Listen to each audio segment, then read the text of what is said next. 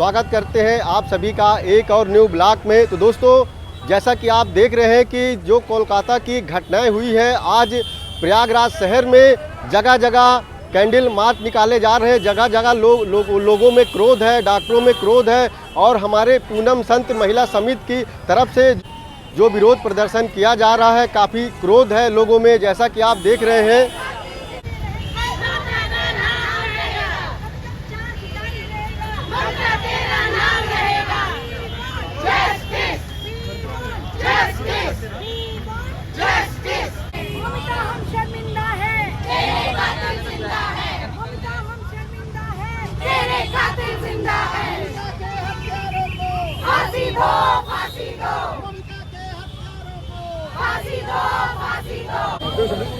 We want justice. We want justice. We want justice. We want justice. We want justice. We want justice.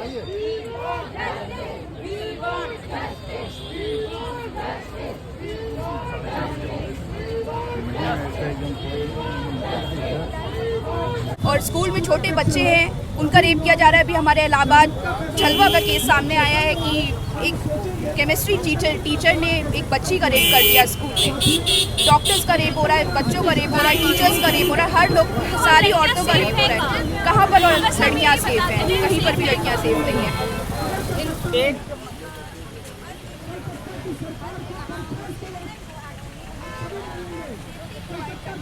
दोस्तों, यहाँ पर आप देख सकते हैं सुभाष चौराहे पर आज जो कलकत्ता में घटना हुई है, उसको लेकर के आज डॉक्टरों में कितना क्रोध है। जैसा कि आप देख सकते हैं कि हमारे पीछे सारे मित्रों, मेरा सिर्फ आपसे एक अनुरोध है कि इस घटना को एक डॉक्टर के अगेंस्ट हुए बर्बर अत्याचार के रूप में देखना बंद कर दीजिए। वो एक डॉक्टर नहीं थी। कल को किसी दूसरे शहर में किसी वकील के खिलाफ होता है तो उसको वकील की दृष्टि से देखना बंद कर दीजिए। किसी को आप सिर्फ एक इंसान के तौर पर देखिए। उसने 1.5 घंटा से जूझा है उस सिस्टम को बलि देकर, जिस सिस्टम ने उसको माँ बाप के सपनों को पूरा करने के लिए भेजा था। वो 1.5 घंटे हम में, आप किसी में ताकत नहीं उसके 1.5 मिनट बर्दाश्त कर ले, जिसको 5 दरिंदों ने दीवार पर उसका सर पटक के उसके चश्मे के टुकड़े से उसकी आंखें फोड़ दी, उसके शरीर के इतने टुकड़े किए कि वो 1000 मौत मरी है उस 1.5 घंटे में। और आप और हम अगर इसको सिर्फ इस मुद्दे से देखते हैं कि हम यहां पर इसलिए खड़े हैं क्योंकि हम डॉक्टर हैं, तो आपको और हमको इस समाज में जीने का हक नहीं है। वो बंगाल जिसने सुभाष चंद्र बोस को जन्म दिया, वो बंगाल जिसने मेघनाथ साहा को जन्म दिया, वो बंगाल जिसने विवेकानंद को जन्म दिया, वो बंगाल आज कैसे ऐसा हो गया कि एक इंसान अपनी मौत को जानवरों से बदतर मानने के बावजूद उसको ये कहा जाता है कि तुम अपने बच्चे का अंतिम संस्कार जल्दी से कर दो और नहीं तो हम पूरे अस्पताल को तहस नहस कर देंगे। कुछ चुनिंदा लोगों के हाथों में अगर हमने अपनी सामाजिक मूल्य को दे दिया तो आप यकीन मानिए कि कल को ना हम खड़े हो पाएंगे, ना आप खड़े हो पाएंगे, कोई अपनी आवाज नहीं उठा पाएगा। और अगर समाज एक बार तय कर ले तो किसी की हिम्मत नहीं है। हमें अपने नैतिक मूल्यों को जानना है। हमें हर उस पटल पर विरोध करना है जो हमें यह कहता है कि गालियां नॉर्मल हैं, लड़कियों को छेड़ना नॉर्मल है।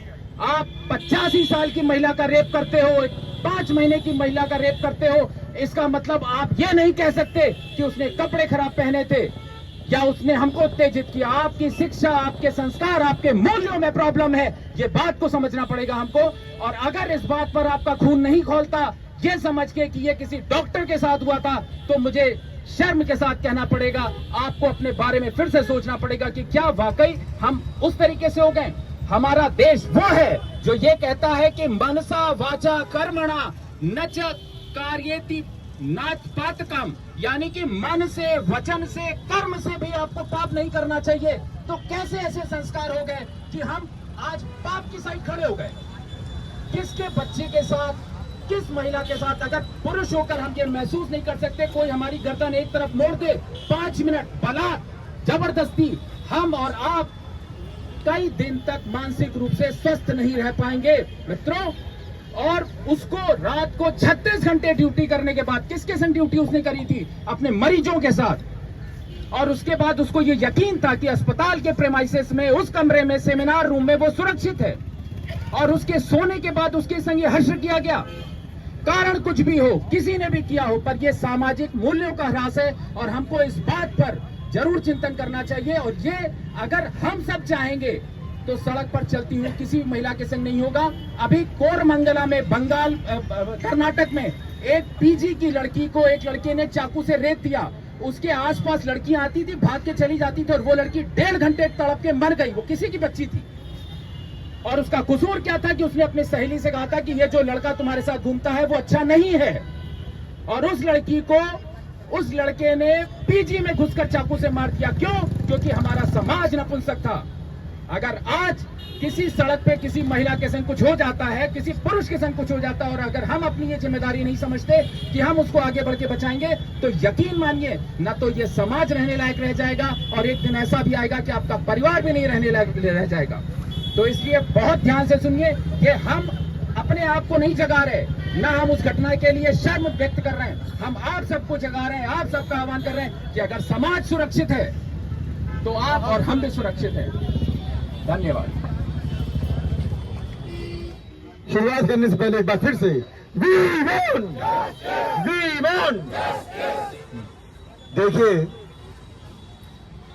कोई बेटी, पहले मैं ये बता दूं मैं यहाँ क्यों आया हूँ। मैं व्यापार मंडलों के कार्यों में और अपने व्यवसायिक कार्यों में अत्यंत व्यस्त रहता हूँ। मेरी बेटी जो कि पूना में है, आजकल मेरे पास आई हुई थी। मैं तो कुछ कन्वर्सेशन, पापा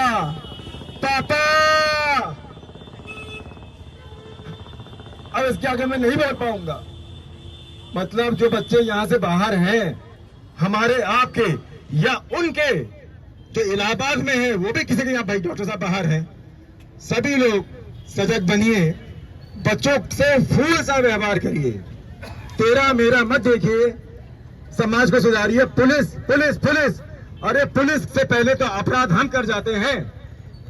का विस्तार करें, अपराधों को रोकें, तत्काल संज्ञान लें और मदद के लिए आगे आए। जैसे हॉस्पिटल में पहुंचते ही कोई डॉक्टर ये नहीं पूछता कि आप कौन हैं, अपना काम करता है सजगता दिखाते हुए। मेरी ये है सभी बेटियों को जो इलाहाबाद में हो, देश के किसी कोने में हो, वहां के माँ बाप इतना प्यार दें कि उन्हें लगे कि अपना घर छोड़ के नहीं आई है। सुरक्षित समाज ही भावी स्वच्छ भारत की नींव रहेगी। तरह से हत्या की उसकी, तो हम लोग यही चाहते हैं कि उनको भी गोली न मारी जाए, न फांसी दी जाए। उन्होंने जिस तरह बेटी को तड़पा के मारा, उनको भी सरेआम जनता के बीच में लाके सरेआम मारा जाए और तड़पा के मारा जाए, ताकि दोबारा ये कोई काम इस तरह का जघन्य अपराध कोई न कर पाए। किसी की हिम्मत न हो पाए कि किसी लड़की के साथ इस तरह का कार्य कर पाए। हम लोग यही चाहते हैं कि जिस तरह उस बच्ची को तड़पाया गया है, जिस तरह उस लड़की के साथ बलात्कार का रूप दिया जा रहा है, उसमें सब जितने भी हैं सभी को पकड़ा जाए और सभी को इसी तरह चौराहे पे ला के जनता के सामने जलील करके और तड़पा के मारा जाए। मेरा यही आग्रह अपनी जनता से भी, अपने पीएम से भी, समाज से भी, कि इस तरह की जघन्य अपराध के लिए अपराधियों को इसी तरह की सजा दी जाए, न फांसी दी जाए, न गोली मारी जाए। परिचय दीजिए। मैं पूनम सन महिला पुलिस अध्यक्ष उपाध्यक्ष। Justice! We want Justice! We want Justice! We want Justice! Justice! तेरे कातिल जिंदा है।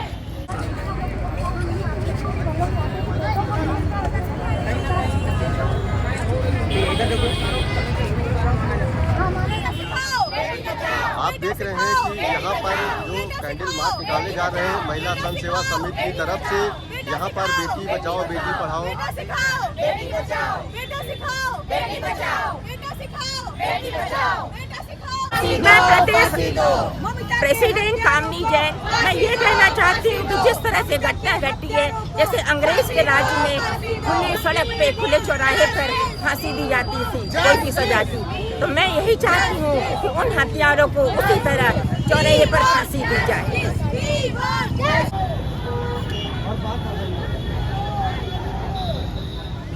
ममता बनर्जी अगर मेरी आवाज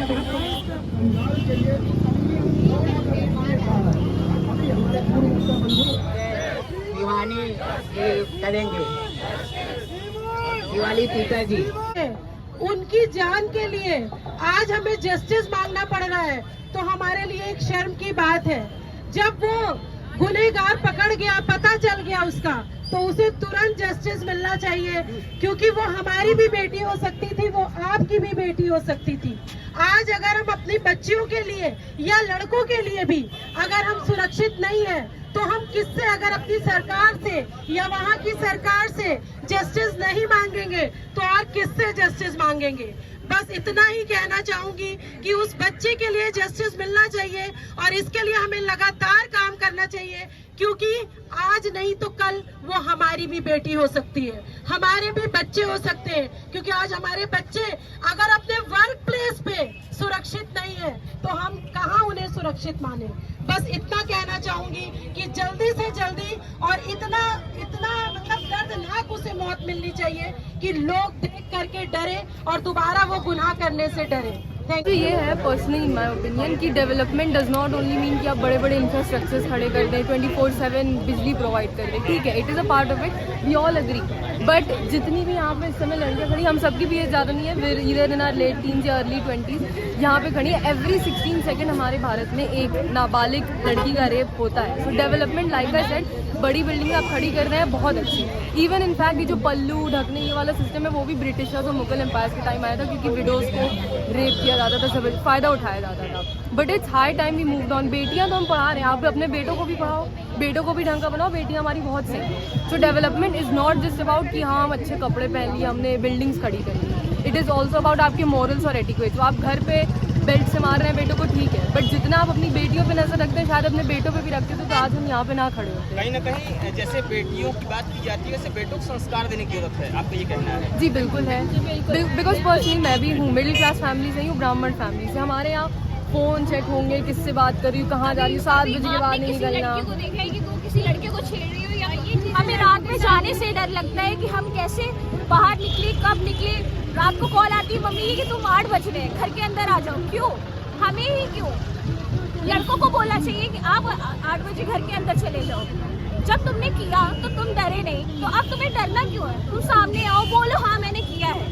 ये बंगाल में कोलकाता में जो घटना हुई है, क्या इससे ये माना जा सकता है कि आने वाले समय में बेटियों पर फर्क पड़ेगा, माँ बाप डरेंगे? बिल्कुल बिल्कुल बिल्कुल बिल्कुल माँ बाप डर गए हैं। और इवन प्रोफेशन में हुआ है, अगर एक लड़की रात को 8 बजे बाहर निकलती, वो कुछ भी ना होती, नॉर्मल होती, तो समझ में आता शी इज डॉक्टर। और मतलब लाइक आप डॉक्टर अपनी घर, मतलब जहाँ आप काम कर रहे हो वहाँ पे आप सेफ नहीं हो, तो आप कहाँ सेफ होगे?